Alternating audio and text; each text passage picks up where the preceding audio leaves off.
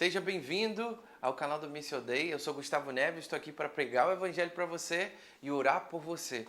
Por isso, fica até o final. Hoje eu quero falar com você sobre a morte de Jesus e as consequências dessa morte na minha e na sua vida, na nossa vida diária. Por isso é muito importante você se inscrever no canal e ficar até o final. Amém?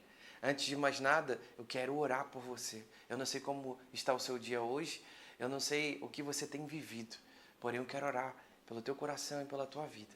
Pai, em nome de Jesus, quero te agradecer pela vida de cada irmão e cada irmã, cada pessoa que está aqui me ouvindo, me vendo, através aqui do canal. Eu oro para que essas pessoas possam encontrar a paz, a graça, o amor do Senhor, a vida do Senhor, a benevolência do Senhor. Eu oro para que a esperança que vem de Ti, Pai, possa brotar no coração de cada um dos meus irmãos. Em nome de Jesus, quebranta seus corações.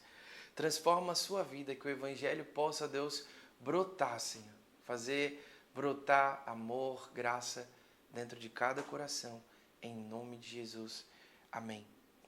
Amém? Amém. O texto de hoje é Lucas capítulo 23, verso de número 24, diz assim: Já era cerca de meio-dia, e a escuridão cobriu toda a terra até às 3 horas da tarde. A luz do sol desapareceu, e a cortina do santuário do templo rasgou-se ao meio. Então Jesus clamou em alta voz: Pai, em tuas mãos entrego o meu espírito. E com essas palavras deu o último suspiro. Amém? Que Deus possa te abençoar e iluminar o teu coração nesse momento. Muitos de nós não faz ideia do que significa a morte de Jesus.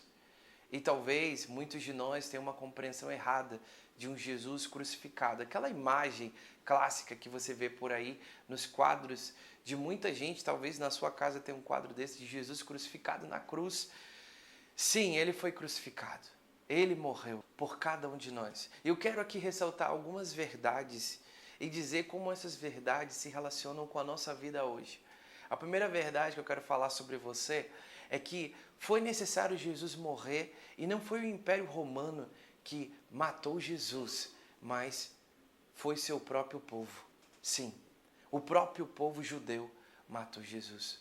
O texto de Lucas capítulo 23 vai relatar que entre escolher um assassino, ladrão, rebelde, Barrabás, ou Jesus, o povo decidiu gritar: solte Barrabás e não Jesus.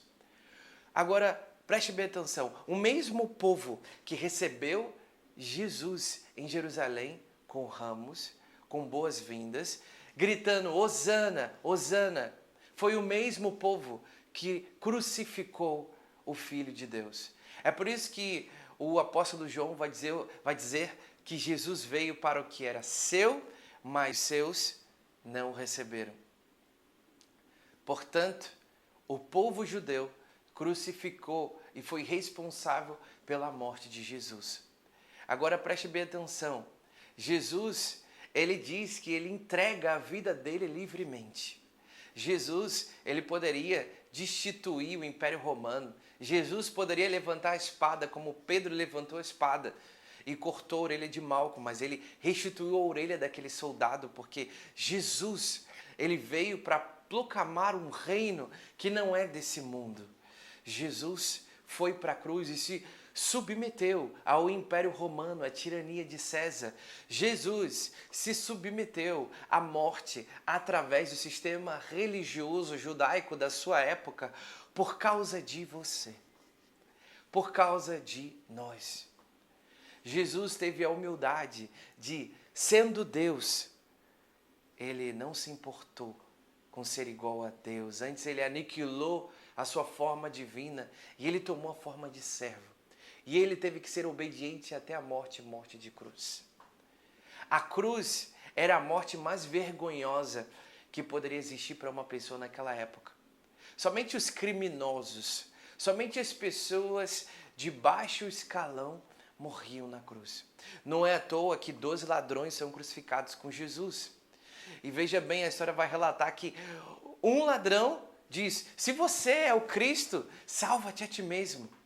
Mas, todavia, outro ladrão diz para Jesus e diz para o outro ladrão, seu companheiro: nós somos culpados de nós estarmos aqui, merecendo o nosso castigo. Mas ele, o que ele fez? Jesus, ao estar na cruz, ouvindo as palavras daquele homem, disse para ele: hoje mesmo você estará comigo no paraíso, porque aquele homem se arrependeu dos seus pecados. Jesus, ao estar na cruz do Calvário, olha para aquele povo que o estava crucificando e disse: Pai, perdoa-lhes, porque eles não sabem o que fazem. Perdoa-lhes. Jesus, no seu mais alto ápice de dor, conseguiu pensar em perdoar aqueles que o tinham ofendido. A cruz e a morte de Jesus, ela nos ensina que, assim como Jesus, nós, primeiramente, devemos entender que ele foi para a cruz para que nós pudéssemos ser reconciliados com Deus. Sim, a cruz, ela significa a morte do nosso eu, a morte do nosso eu sem Jesus. O nosso egocentrismo, ele morre quando Jesus morre por nós na cruz do Calvário. A partir do momento que eu creio em Jesus, agora já não vivo mais eu, mas Cristo vive em mim. E tudo isso começa através de eu entender duas coisas. A primeira coisa é: eu estou livre da condenação dos pecados. Livre da condenação dos pecados, como assim? Sim, era necessário que um cordeiro no Antigo Testamento fosse sacrificado para que houvesse uma certa tolerância de Deus para com o povo sobre os seus pecados. E nós chamávamos isso no Antigo Testamento de expiação. No Antigo Testamento havia dois tipos de sacrifício que eram feitos. Um deles se chamava expiação e o outro propiciação. A expiação nada mais era do que um animal que era levado ao sacerdote e ali era feito um ritual onde o sacerdote confessava todos os pecados do povo. E não somente isso, mas um homem era responsável por pegar aquele animal e levar aquele animal para o deserto.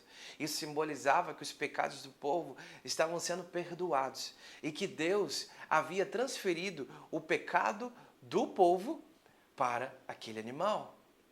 Por isso que Isaías 53, Jesus, ele simplesmente é aquele que toma os nossos pecados. Ele toma os nossos delitos, as nossas falhas na cruz do Calvário. Salmo 103, versículo 3 diz: quão distante é o ocidente do oriente, assim o Senhor distancia de nós os nossos pecados. Deus estava em Cristo Jesus, punindo Jesus na cruz do Calvário, para que eu e você não fôssemos punidos. Jesus foi punido no meu e no seu lugar.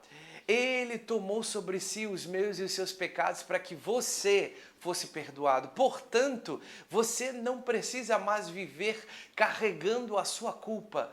Você não precisa mais viver uma vida emocional baseada no seu passado. Você foi perdoado através da morte de Jesus. Ele não era um animal. Não, o animal no Antigo Testamento simbolizava, prefigurava aquilo que Jesus Cristo iria fazer na cruz do Calvário.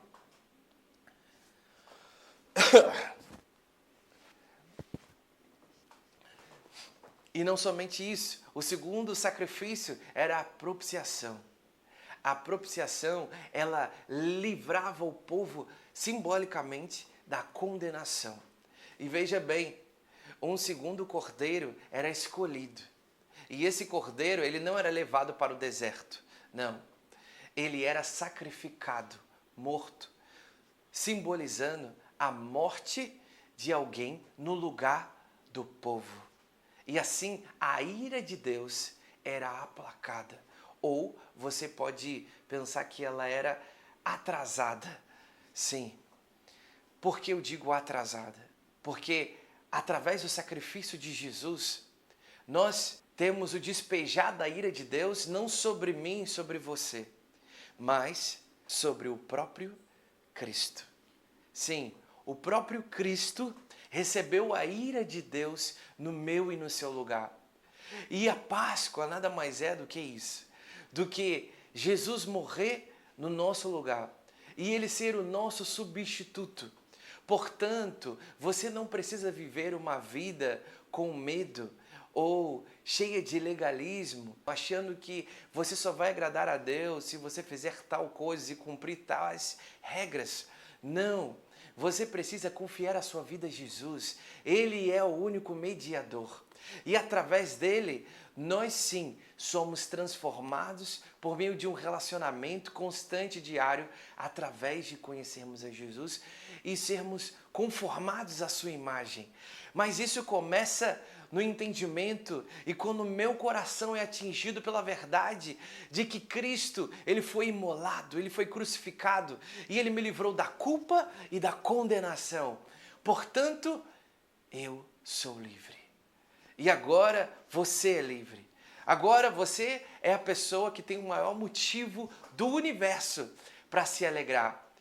Sim, você não está rico. Sim, você não ganhou na Mega Sena. Sim, você não fez uma grande compra.